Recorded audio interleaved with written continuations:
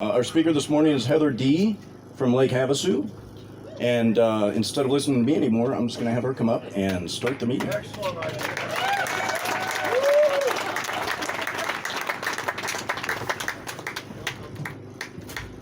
Thank you so much. Love you already, Heather.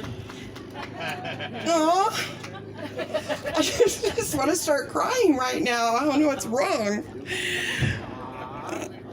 Oh, my Lord. Good morning to the most beautiful people on the planet. So good to see you this morning. I'm Heather, and I am an alcoholic. Hi,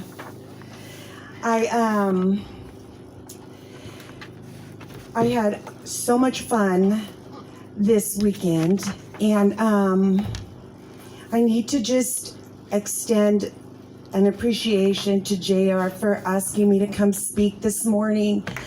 And you know what? He's a great speaker finder. You know what I'm saying? I just started with Bobby and running through, Bob and then Bridget and now me, and we'll see how this closer does.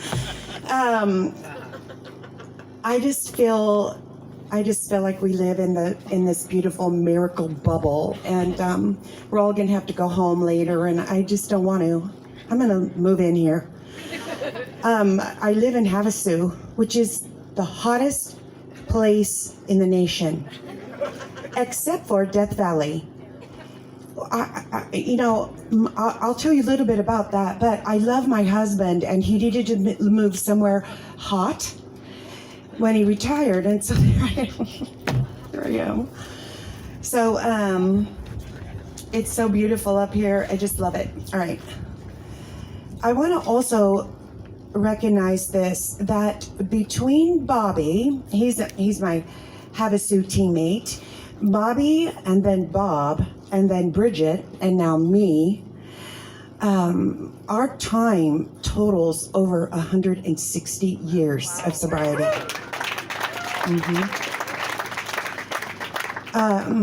Time isn't really that important as it is the quality of your time. And I think we heard from the speakers that we share this thing in common. One, that we love sobriety, a life of sobriety. We love Alcoholics Anonymous. We are in meetings and working with people and being of service all of the time. My sobriety date is January 24th, 1988, and I came in that day and I never left. I did not want what I had behind me. I did want what was written on the wall, which was happy, joyous, and free. And I hardly believe that was possible because I was miserable, desperate, and bankrupt. So, you don't have to leave. You don't have to come in for the first day and go back out and go check out a bunch of, story to see that that's true. By the time you end up in a seat in Alcoholics Anonymous, you already know. No one goes there because they're bored. Or, it's Saturday night, what shall I do? Oh, I know, I'll go to Alcoholics Anonymous. Nobody does that. And then I've never heard anybody come back in and say, oh, it was a blast. So I gotta put a timer on me because I want to stay true to that. So when I came in the rooms, I listened, I talked all the time, and I really had nothing to say. I got my year chip, and this guy, Doug, said, you know what, Heather, I remember when you first came in here, and you were always raising your hand, and you had always something to say, because I'm a bit of a comedian, and I love to make people laugh. And so, that was my form of sharing recovery in the room. And so I got my chip, and he's all, Heather, I just want to tell you, you used to be able to raise your hand and say something at every meeting, and I want you to know you had absolutely nothing to offer. Like, I know, I do know that now. I didn't have to go to jail or do anything like that. So I'm so distracted. May I do this real quick? I need to have. It's up to God. Okay. Oh, I just lost my place. Have anything to say at meetings? Nothing to say. Yeah. I didn't go to jail. I didn't have all of the drama that happens for a lot of us. My bottom was what we read in the third edition on page 317, I think, which is they could see the bottom. They stopped in time. And I could see it. I came in here not because I didn't love drinking and my drinking lifestyle, which was bar life, dancing. I don't mean dancing. I mean, dancing. And I loved it. But I was noticing things in my life that I had an 11-year-old and a 13-year-old, and they were not doing well. They were not happy kids. And one time I went to school, Chris was in, 4th grade, and I go to pick him up, and the teacher said, Mrs. D, I am so sorry about, I'm like, what? And she goes, well, the fire. I'm all, what fire? And there's my little guy starting to sling around behind me and hide. Makes up a big old story about our house catching on fire. And, he wanted to be in someone else's life so badly that he made up a tragedy. So, those were just little things that were going on with these two little children that I just adored. I didn't really understand anything until the day came that I came here. So, I grew up in a family with an authoritarian parents who had a wild child. You couldn't fence me in, you couldn't make me behave, you couldn't get me to stop sliding down the banister in my dress. You couldn't, my parents just tear out their hair, and then I become a teenager. And then, my dad, he's a highway patrolman, so he's a very black and white guy, very stern man, and love for his family, believe me, great dad and husband. But, and he would tell me, Heather, you are so strong-willed and stubborn, you are never going to find a husband. I'm like, well, shit. It's like, I'm 15 years old and I'm going to be a spinster. I'm going to be an old lady with a bunch of cats. So I was like, well, all right. Anyway, and then I finally got to go on a date, and went on a date with this senior. He took me to his prom. He showed up with a 6-pack of beer, and I'm like, And now I do have ADHD, and it's very severe. I spent most of my classroom years outside the classroom door. Anyway, so he brings this beer, and I'm like, I had not had anything to drink ever. So I have the first beer. I'm like, oh, dang, this is pretty yummy. I had a second one. Oh, yeah, this is great. And I had 4 of the 6-pack. And I look at it, I'm like, oh, sorry. Is that enough for you? He's all, that's plenty for me. Already going off the rails. But alcohol treated my ADHD beautifully. And for the first time in my whole life, that inner rev was calmed down. So that began my love affair with alcohol.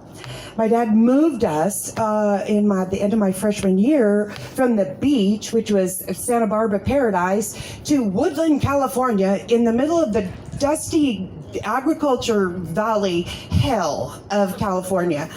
And so, I didn't do that move well. I love cheerleading. If anyone was born to be a cheerleader, it was me. And if I was in Santa Barbara, I'd be a cheerleader. But no, I moved to this place and they already had all their people picked out. And so they rejected me.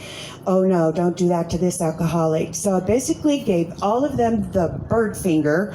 And I went out to find the keggers. And I did. And I had a fun high school life. By the grace of God, I didn't die. We went to all these fun country parties, and it just was great. It was awesome. We just pile up my car, my Volkswagen with a bunch of kids, and we go sailing down the road at 100 miles an hour, going over the engine, launching my crazy stuff. But I made it alive.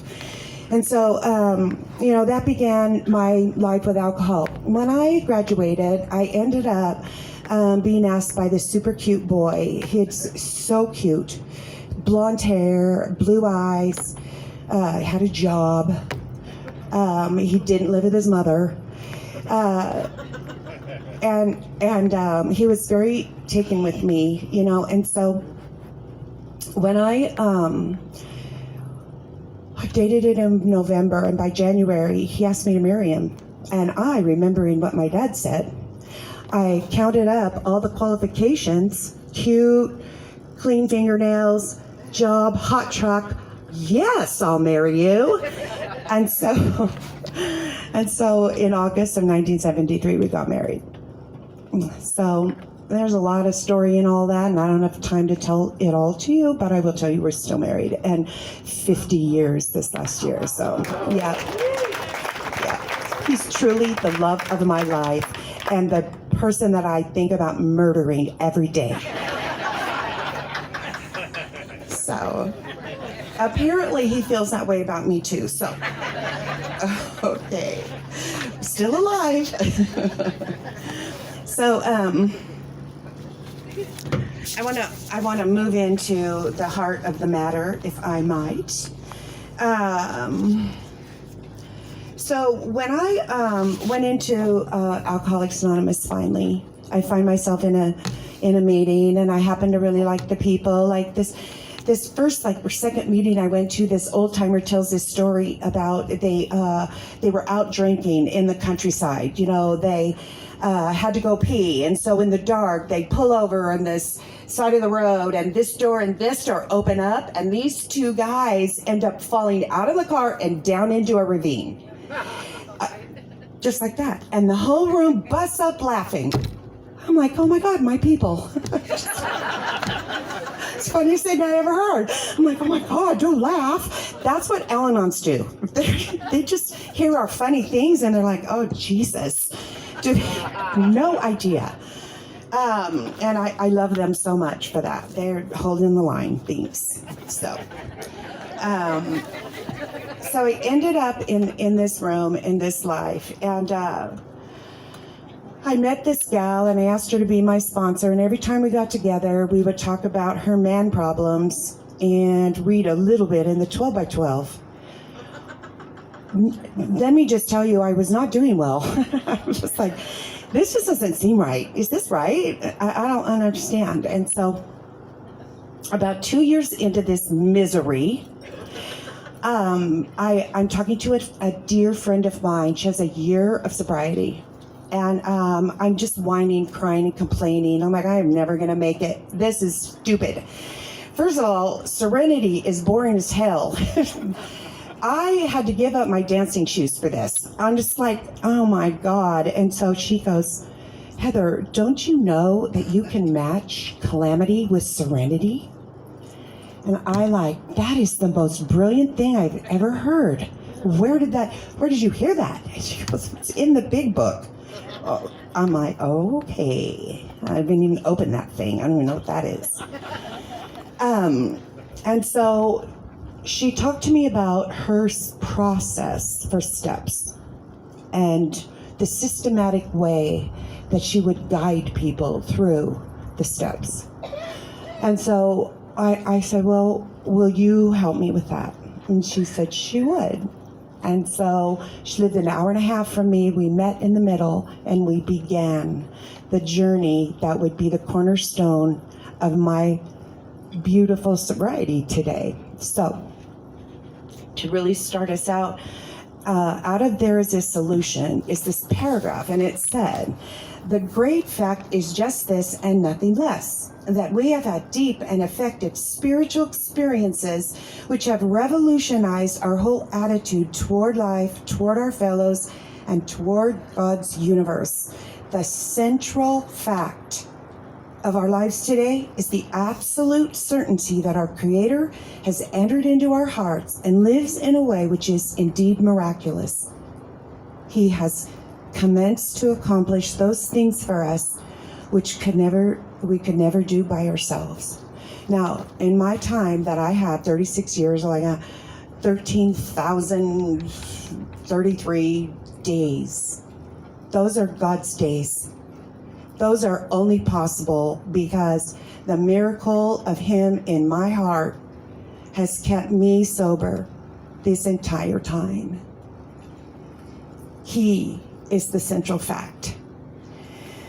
So step life through the book. Like, did you know the first step is actually in more about alcoholism? I had no idea. I was like, oh, look at, there it is, or we come to believe, step 2, that's in we agnostics. I'm like, oh, wow, who knew? Like, it's such a coincidence. And that's what I did. And my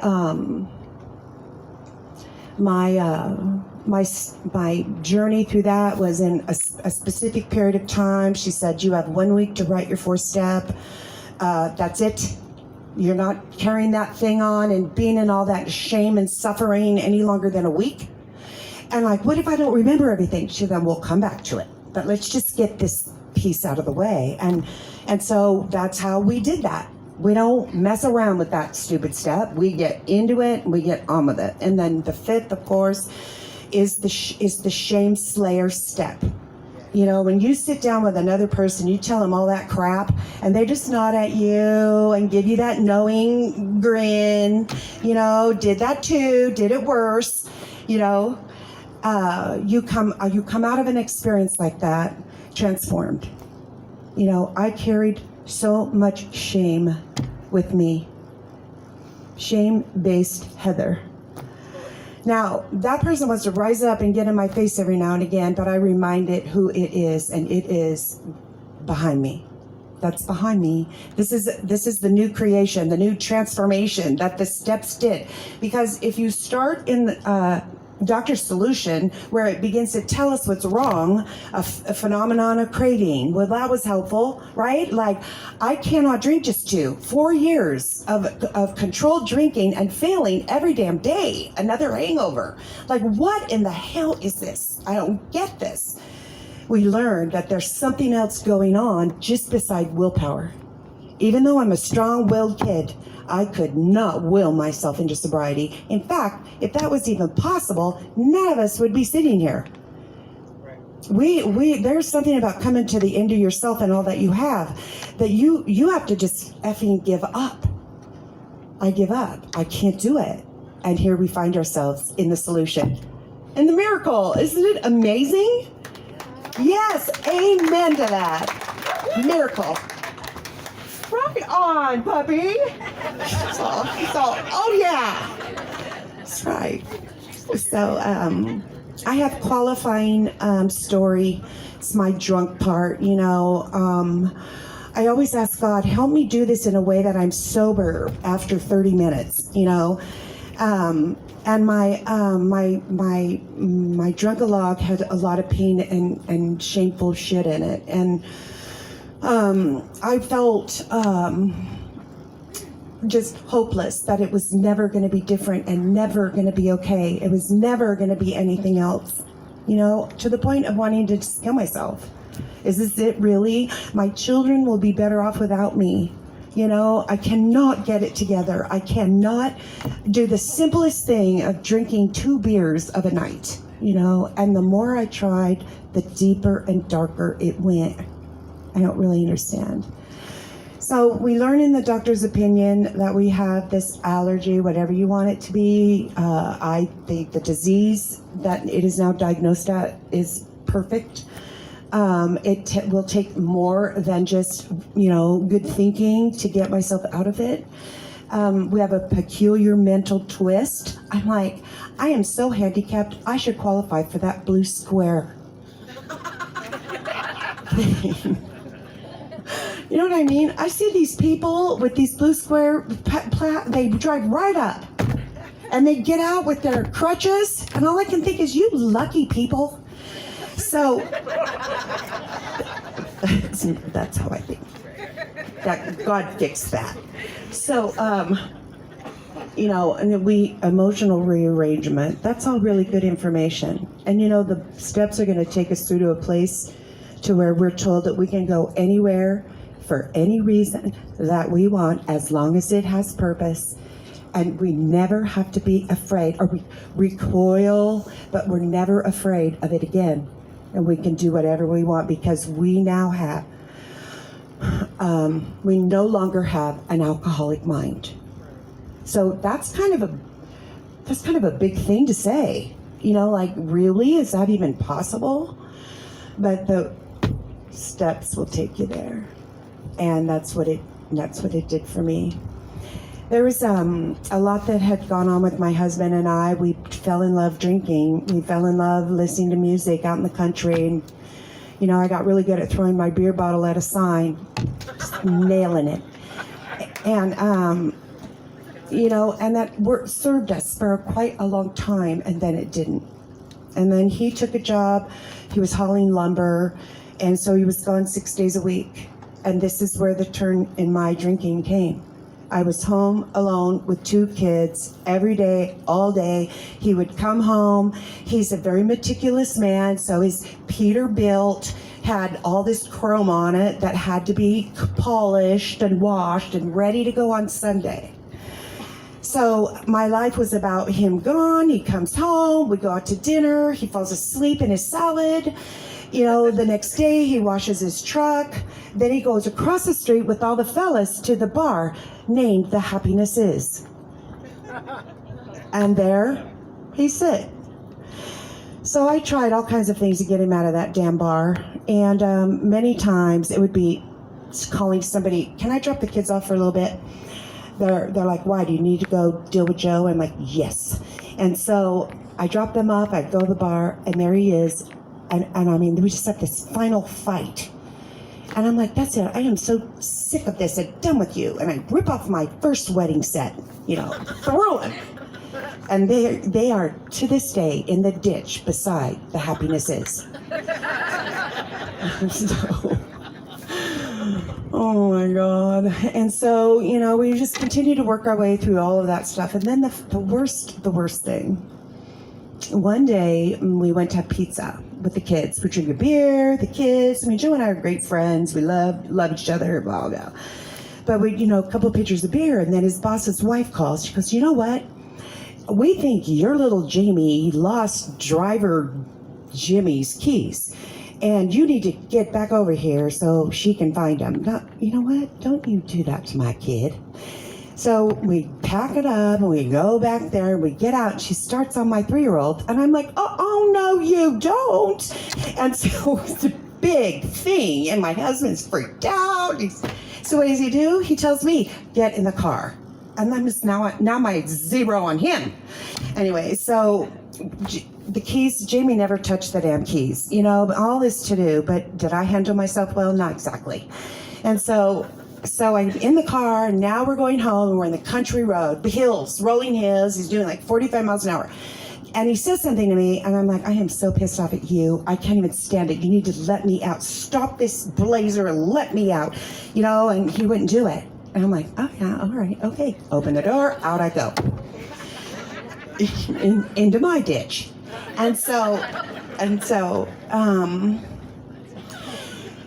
he does stop the blazer at that point. And backs up, and here are these 2 little people.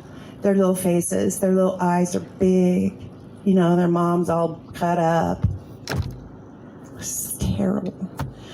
So I get in he helps me, comes get in the blazer. We go home, we like go into the bedroom, all 4 of us, and we just cry.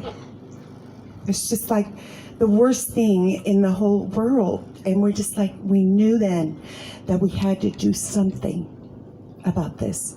So we moved. We moved.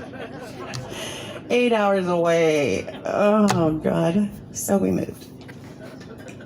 But that was kind of the beginning of the end.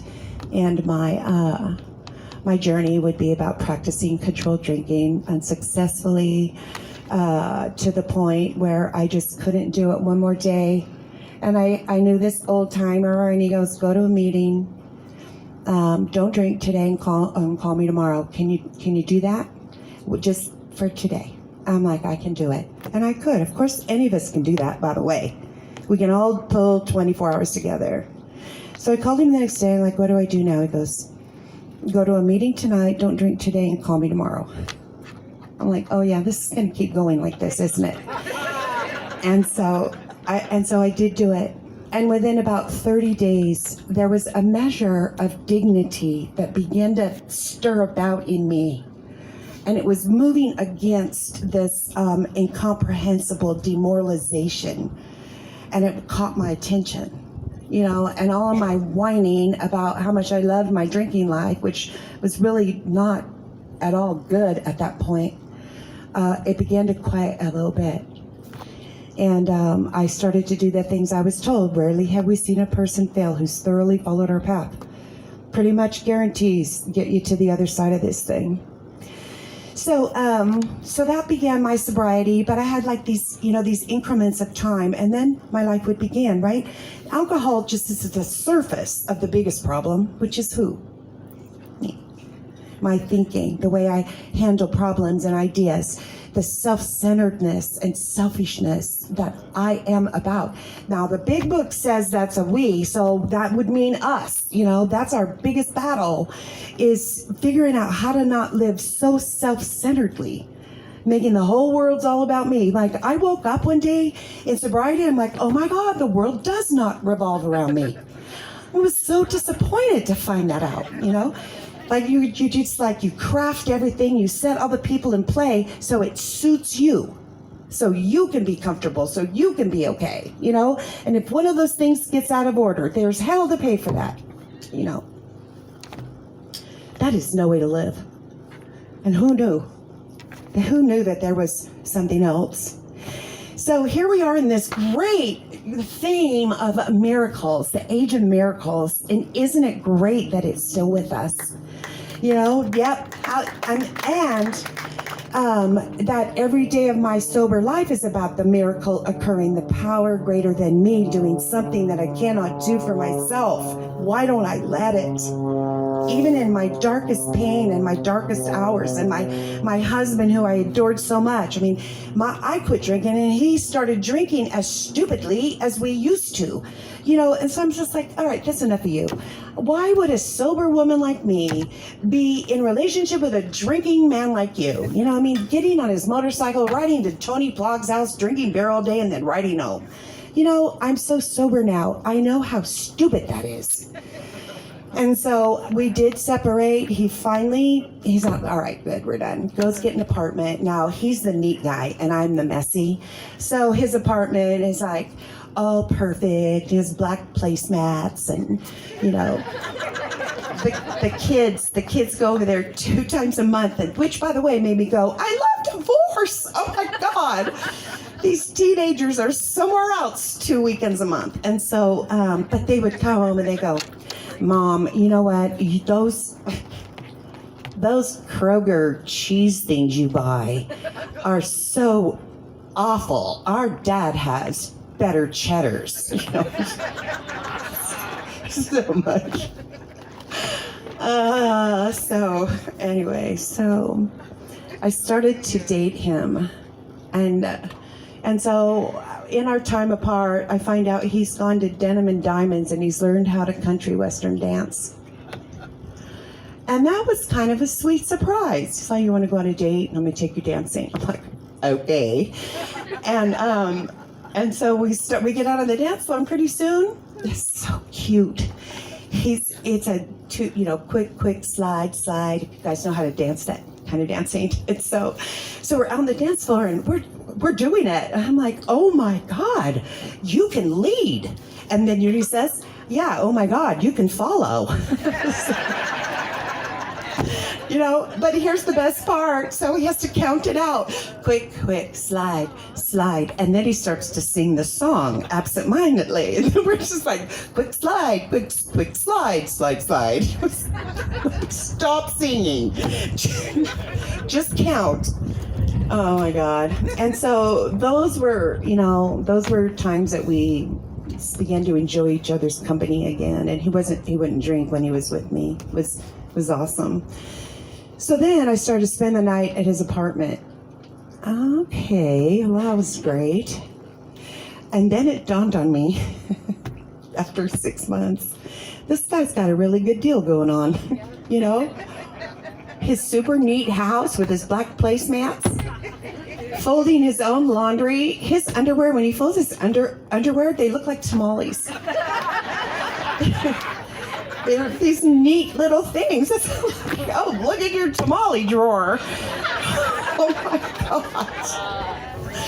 Oh, so yeah, so he was taking good care of himself, and and we didn't have to fight about how I folded his underwear. And so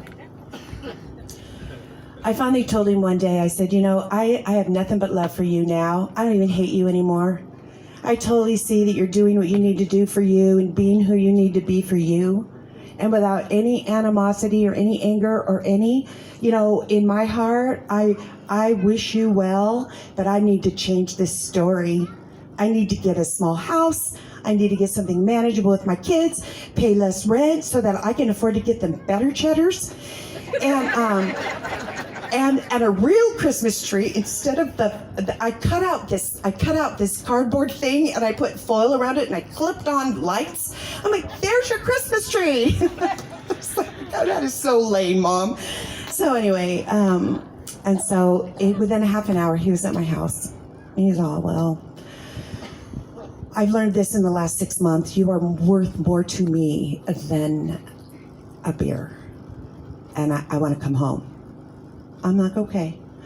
Well, I don't want to be married to a drunkard. And he says, well, I don't want to be one. And I said, and while you were away, God said that how much you drank and all of that is not my business. That's your business. And that's about who you want to show up to be as a man, as a father and a husband. So that's on you. If I like you in 6 months, we'll keep going. But if I don't, I'm moving on. I'm not playing that. And so that began our journey together to 50 years because he was willing to do the shift with me. Now, people say that. Marriages don't survive in Alcoholics Anonymous. Why is that? I said, because one person is starting to make a change toward higher values. How you don't drop the kids off at a sitter and go out to a bar till 2 in the morning and go to Denny's and get in a fight with people because they cut in line. That is not family life. You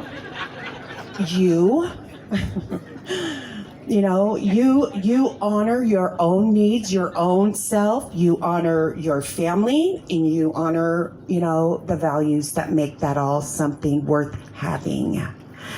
And so the person makes the shift and the other one does 2 things. What? Dig their feet in the dirt, not doing it. I like this other thing, not going with you. Or they become willing to change too. And I couldn't tell Joe 0 tolerance, which would have been just fine with me. But I would wait for him to choose to drink normally, like normal people do, a couple, and they don't drive. That I did my best driving drunk. I don't know about other people. So that would begin our journey. There's the miracles. They're always occurring like that. When you're willing to just follow your business, whatever it is that God has set in front of you. What I do notice that when I can't manage my own life, I will happily start managing yours. And people don't really like that. And my husband didn't. And so then we have this another event where I'm now Miss Bossy Pants. All of these great things are happening in my life. I'm like leading this, and I'm in charge of that, and I'm superstar. Bridget mentioned the word for this in her sharing, and I can't remember now. But I was just like, oh yes, I am AA poster woman. Whip open my shirt, and there's A on my chest. And oh my God, that an ego-driven nightmare, hurricane, Heather, And so he wasn't doing something right, and so I was on his shit about it. And so this is recorded too, dear. I can't believe I say that one. That's my one cuss word, best word. I'm sorry. So anyway, so he's getting dressed for work. Now he's in law enforcement. He left that other job and now he's in law enforcement. And he getting his uniform on, he's putting on his belt, and I'm just blah, blah, blah, blah, at him. He walks out the door, gets in his truck, starts to leave, and I call him. I'm like, I'm not done talking to you. And he goes, oh, yes, you are. And unplugs the thing out of and I didn't see him for 2 weeks. And in this little time period, our teenage daughter was beginning to just accelerate her drug thing. She started playing travel ball when she was 15. And that team, the girls on there, introduced her to weed. So now she's going to play softball. Like, you know how they say, oh yeah, get your kids involved in sports. That'll keep them all out of trouble. You know, that is bullcrap. Just telling you. Lock them in the house and never let them out. That's your only hope. You know, and I thought for sure, because I had followed this path, that my children would now not follow that. How dumb is that? Like, oh yeah, now I know. Oh, alcohol will make you an alcoholic, so don't drink. You know? Anyway, it didn't work out quite like that. And so Jamie was the one who couldn't hold it together. You know, she ended up truant. I was working for really high-powered attorneys. The school was calling me all the time. Jamie's not at school again today. And I'm like, you know what, I don't really care. You go find her if you want her that bad. Just losing my whole patience with it. You know, I was telling this teacher of mine, mentor, I can't be her mother anymore. I cannot be her mom. She needs a new mom. Somebody who knows how to mom her. I don't. And the lady gives me this platitude. She goes, don't you believe that you can do all things through a higher power that strengthens you? So I think about that and I'm like, I do believe that. I don't want to. I don't want to be her mom anymore. But eventually, through really strong Al-Anon principles, and that little girl, you know, she's a mighty, mighty kid herself. Joe would come home and she's just all puffed up with me because I don't take her crap. You know, I mean, the fact that we did not beat the crap out of each other was a miracle. But he comes home and she's chest to chest. Now she's 18, right? I wandered out a long time ago, but he's all, no, because we're so liable for her. So he comes home and she's chest to chest with me. He goes, oh yeah, you know, no. Grabs her by the hand, whoop, whoop, whoop, and she's up against the wall like this. And she's all, Daddy. He's all, oh, no more Daddy. And pack your crap, get in your beater car, head on down the road because you're done. We're not putting up with you not one more minute. And so she did, packed her shit and she was gone. And you know, it was 6 months. We cried for her life every night. Kids go out there and die. I don't know what, but yet the grace of God. 6 months later, we get this call from her, and it's a different kid. She said, can I come home and talk to you?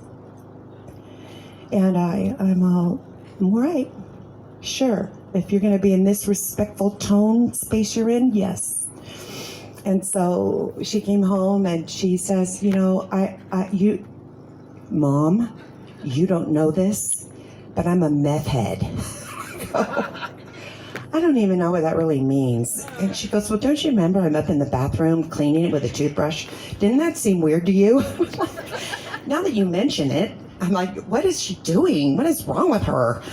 And so, you know, so that's what was happening with Jamie. But my husband said that in his own faith life, in his own prayer life, God said, you have to go back to Heather.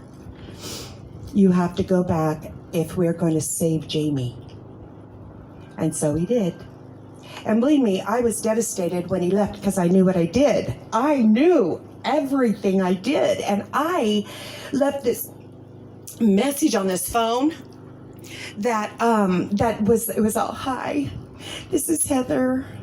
If you're looking for Joe, he's not here. He's left.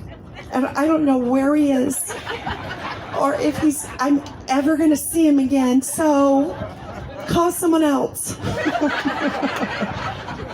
And my children are like, oh, Mom, get that off of there. We're going to get the psychiatrist over here. The mental wagon or whatever you call it. You know, there it is again, me living out the principles of sobriety learning every day that things go awry, not because of other people, but because of me. You know, and what happened, what needs to change in me. And so he came home. Our daughter Jamie, on that day was February 13th, 1998. And she never drank or used again either. Yep. So God. So that takes me to this piece that I bring with me wherever I go. And you know, alcoholism is a generational disease. No doubt about it. I am the granddaughter of it. I'm the daughter of it. I'm the sister of it. And I'm the mother of them. Both of my kids. And that's just the way that goes. We learn that in our families of origin. We learn how to be crazy-ism people. My dad, being a high patrolman, he would never drink and drive. I never really saw him drunk, but he could handle a whiskey at night after work, and there'd be no sign of any of that. But, you know, I'm going to tell you this. This AA is the pathway to finishing well. The pathway to finishing well. So my dad, this very noble, tall man, very, very handsome, fierce eyebrows, you know, stern. I mean, my boyfriends are like, I don't really want to come to the door. Could you just run out to the street when I pick you up? They didn't want to meet my dad. But I'm like, nope, I'm not even going to go out with you if you do not have the to meet him. And so my poor Joe, he's all, hell yeah, I'll go to that door. And Joe's only like 5'10" or 5'11", and my dad's, 6'4". So I was like, okay, check that off, good. So my dad lived kind of like just an adventure life. He would get on his motorcycle and he would ride off to camping by himself. And I thought, Dad, what if you're going to wear Yellowstone to camp in a tent? What if a bear attacks you? You just go, a bear's not going to attack me, Heather. Like all these what ifs, scaredy cat. Which brings me to this other thing about my greatest growth in sobriety came when at 48 years old, I decided to ride a motorcycle. So Joe, after the kids left, he got on this super cute little Softail Custom, and I rode on the back of it. It wasn't very long riding behind him that he kicked me off. And he goes, you're gonna kill us back there. I'm all too close to the cliff, too close to the yellow light, steering from the back. And so he goes, you just need to get your own damn bike. So, all right. And so I do, and I go to the training school, and there's this one maneuver they teach you. If you try to come to a stop with your forks turned, your bike will send you right over the top of it, right? Well, I proved that to be true. And so, they tell all the youngsters, go over there under the shady tree while we help Grandma. And so he pulls this clutch handle out of his pocket and replaces the one I busted. And he goes, here you go, get on. I'm like, I'm not riding that damn thing anymore. He goes, oh, yes, you are. He said, I don't care if you never ride a motorcycle another day in your life, but you are getting on this and you are finishing this class on that thing. Okay. And so I did, passed that class, and I got my own big, beautiful, friend painted it. It was candy apple red Heritage, People are like, if you know motorcycles, the Heritage has those beautiful saddlebags. They're like, why did you pick Heritage, Heather? I'm like, well, look at those shopping bags. I gotta have that bike. And I loved that damn thing. We just rode all over the country, off to Sturgis. My father, Joe, and I, alongside each other, rode to Sturgis from Sacramento. And I promise you, I never have to drive or ride my bike one more mile through the state of Nevada. Do you know that is the state that Beauty forgot?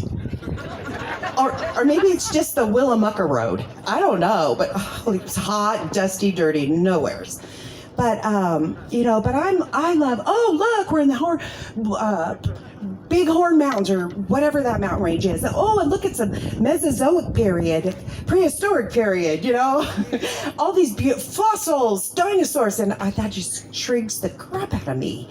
And I'm like, let's stop at the fossil thing, and then both of them, boom, right past the. Oh God, they were going from A to B, and so, but just so much fun. But my father, this motorcycle guy, this John Wayne kind of a guy, traditional guy, which is why he said that to me. Like, you need to be a different kind of a woman if a man's going to marry you, Heather, because you're a lot of trouble. You're a lot of work, but the man I married happened to love that about me. So anyway, so my dad would, he would age. And he got to where he was getting a little concerned about handling the motorcycle. He was part of the American Legion. He rode with the Legion Riders. Those are all the Vietnam vet, beautiful souls. He loved being with them. And, but then he got concerned about that, and so he sold his motorcycle. And that was about 85. And then I watched him go downhill. Because he never dealt with the ism in his life that was passed on to him in a generational way. He didn't know how to deal with that. So he started drinking and drinking and drinking. And he would fall on the ground, and my mom's calling the ambulance to help get him up. It was just the most humiliating, horrifying end. One day he fell on the pool deck, cracked his eye socket, goes in the hospital. They're like, we can't even help him till we detox him. By the time he's detoxed, he's lost the ability to swallow. So, and he's conscious. I mean, he's aware. He's with it, at that point. And so the doctor tells us he's going to need a feeding tube. So my brother says, Dad, you're going to have a feeding tube to get out of here. And he goes, no, I'm done. So there we are in his hospital room with him, and he's on his way out, and he's mortified that his 4 beautiful children and his wife are standing at his bedside at this circumstance that he created all on his own. And it broke my heart because we all are God's kids, and we all get to finish this life story having lived it well. For us, we're into the homelessness with our disease until we get here, and then the whole freaking thing changes because God is a God of miracles. Who could have planned that better? So we're here with a daily reprieve, right? We have to mind our business. All of us old timers, we have to manage our business for 24 hours, just like everyone else. How do you get here? Don't drink and don't die. But it's so possible, and every day brings so much love and life and possibility. Even in the tragedy and the heartache, God is in it to help you win.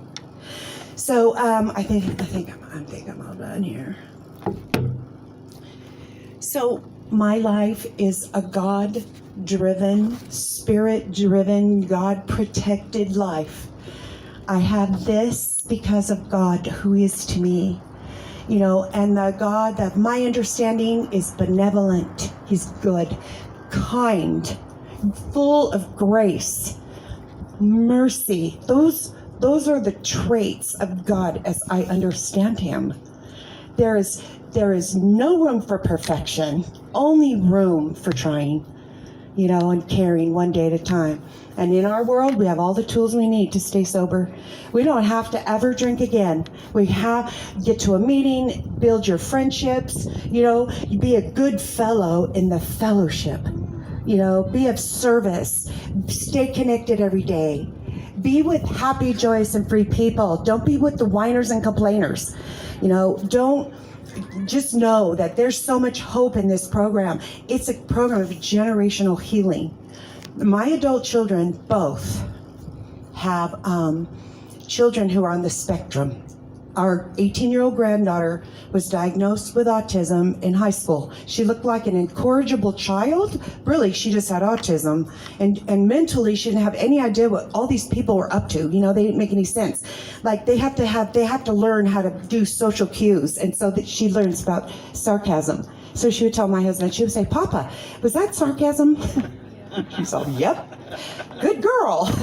You know, because otherwise it doesn't make any sense to him. So, and the other one in Texas, you know, he's there, they've got him all figured out. But oh my God, if they were still living in that old life where it was all about me, just me, these kids are a pain in my ass, I don't know what I'm ever gonna do with them, I gotta go get a bar, a drink. You know, where would they be? So do you know the story about Chuck Yeager? Okay, I'm gonna tell you about breaking the sound barrier. So there were, and then I have one more thing and I'll be done. So it is told that there was a pilot who went up in this plane that was going to break the sound barrier. So he gets up there and he gets to the speed or whatever that is, and he starts to get through, and the plane starts shaking. So the most logical thing you'll do is you pull out of it, right? Well, doing that made the plane explode. Okay, so that's that. Work on the engineering, redesign, blah blah. The second pilot goes up. And flying, getting up that speed, same thing starts happening, and he pulls out, and it explodes. Now, I don't know how you would ever be the second pilot. However, there was one. And then the third pilot, which was Chuck Yeager. And he got in the new design and the new thing, got up to the speed, and it started shaking, but this time he just pushed through, and he broke the sound barrier. And he is still alive today to talk about all that. But that's how I see my life story. I'm the first pilot. I totally crashed and burned my life, you know. But we were re-engineering our family values and our lifestyle, how we would be with each other. Harmony, respect, you know, honor would start to emerge. They got in their airplane, you know, and they had to crash and burn too. But our grandchildren are the Chuck Yeagers. I have so much hope as I look forward in their life.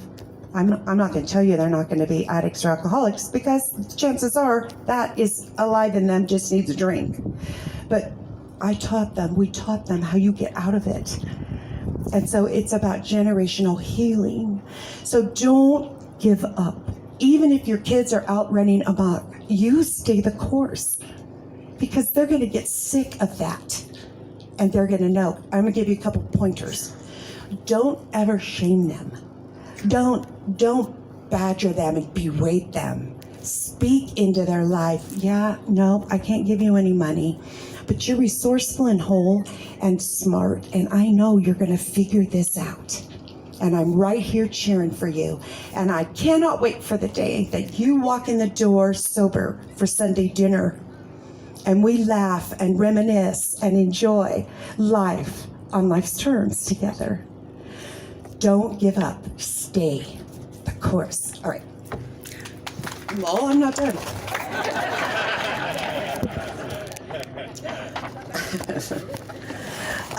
Okay.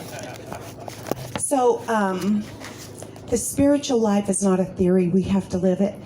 This whole thing is about a spiritual life. Wherever you are in this thing, you know, some people are repelled when they walk in and say the word God. Some people are on these missions to get rid of the word God in the big book. You know, they're just so, and I'm like, you need to just learn about acceptance. Just read over the top of that word, you know, good Lord. Just have to rearrange everything. And so, you know, it's a slow, kind journey to the understanding that saves your life. It's beautiful. So in the 12 by 12,